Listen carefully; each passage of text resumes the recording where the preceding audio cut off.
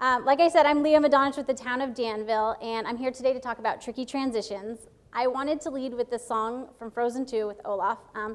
In it, he says, "Someday when I'm old and wise, I will realize that these were all completely normal events."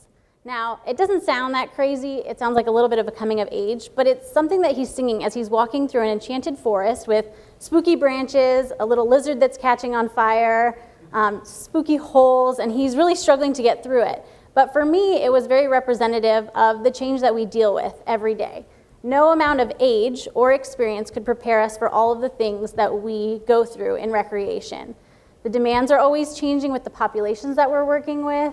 The activities are always changing. We're trying to keep it fresh and creative. And so he kind of embodies keeping up with the change in a positive way, even when things get a little bit spooky. So you'll see that theme throughout. I'm big on growing the theme. So adaptation is what we do in recreation. I think Recreation Leader 101 for youth programming, we're taught DADA.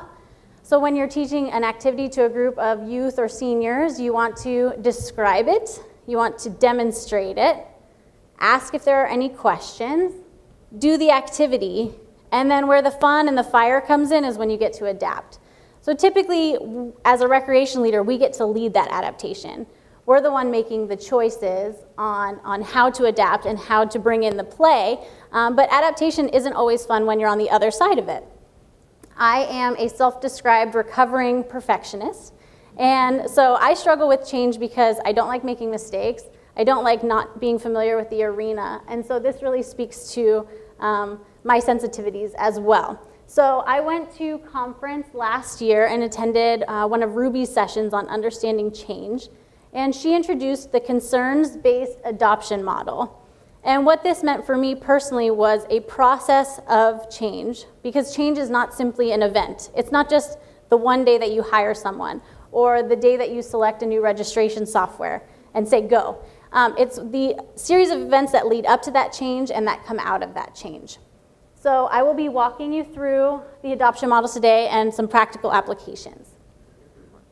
The other thing I wanted to mention was that this adoption model comes from education. So a lot of the language on here will talk about schools and teachers, but I have found it very transferable in my own work in recreation. So this is kind of the layout of all of the stages of concern when we hear about a change. The first of which being stage 0, where you're unconcerned about what might be happening. Either you're too busy and you're like, I hear that something's coming down the road. Henry's researching a new registration software for our department, but I'll know when he tells me. All the way up to what I think is when you graduate, and it is, I have some ideas about something that would work even better. So not only have you gone through the change, you have understood the process, but you want to make your change even more changey. You want to adapt it to make it better to suit the needs of your department. And it's further commitment that change is just an ongoing process that we have to get on board with. The other thing I love about this model is that it comes in 3 sections. And you know what else I love that comes in 3 sections? Olaf. All right, so you can see my youth programming background is totally showing today. So the first stage, the first bottom snowball, is the me phase. And what that means is when you hear about change, like I mentioned, at first you might say, I don't really see how this applies to me. But the other parts of the me phase include curiosity, like, hey, I'd kind of like to know more about it and how that will impact me and my duties. And then once you start going through the process and being curious, sometimes what happens is you think about all these possibilities and you get concerned. So how is this going to impact my timelines? Is this going to add to my workload? Is this new hire going to make my job more difficult if I have to train them while I'm already doing my existing duties? So this is the me snowball of Olaf, if you will. Some people may not make it past this stage, and we know them, but this session is not about those people. The second stage is it. So after you go beyond the me phase, you're able to lift up to the 10,000-foot view and start thinking about how this will impact others. So the 2 main concerns during this it phase are time and team. And so you're looking at the length of your processes, what it means to have, I keep coming back to a new hire, but if you have someone new on board, things will take a little bit longer. As you're doing a learning curve with the new registration software, you do have to allocate more time for reports, for customer service time at the counter, but also how that's impacting general morale and everyone else. So this is kind of like the 10,000 foot view. So we're almost there. Yep.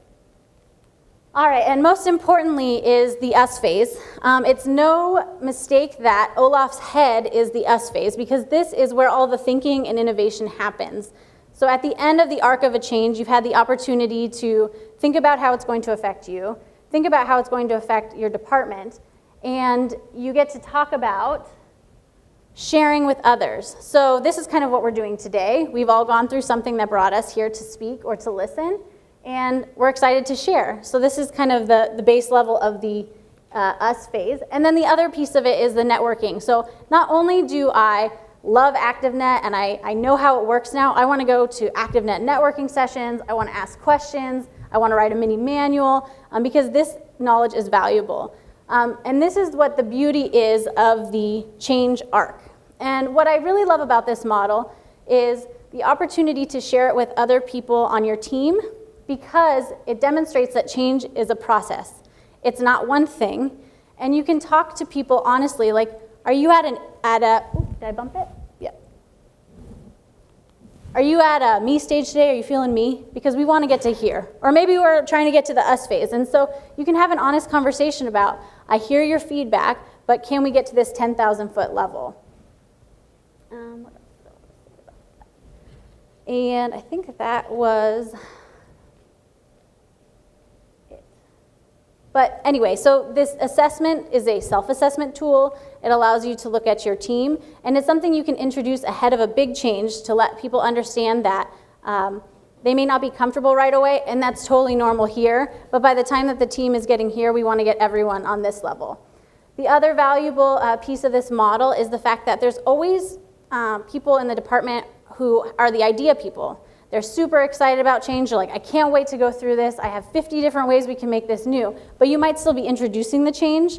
And so letting them know that there are definitely phases, and when everyone is able to be on board, we can look at adapting and we can look at improving processes. So it provides a place for everyone.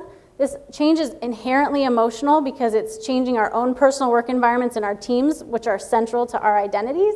And so I love this model for that reason.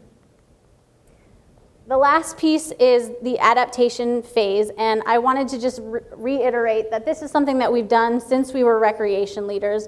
It's part of the fabric of our profession, and so this model speaks to that. And that adaptation can be uncomfortable. So something that, speaking with the Frozen theme, something that I do when I'm feeling frustrated or I need to self-manage is come up with a mantra. And I was trying to think of something that was Frozen themed for this, and I was like, I don't want to say let it go. But what Olaf says at the end of his When I Am Older song is, this is fine. And so as you go through these changes in your organization, in your team, or your projects, I just want you to remember that it will all be fine. That's it.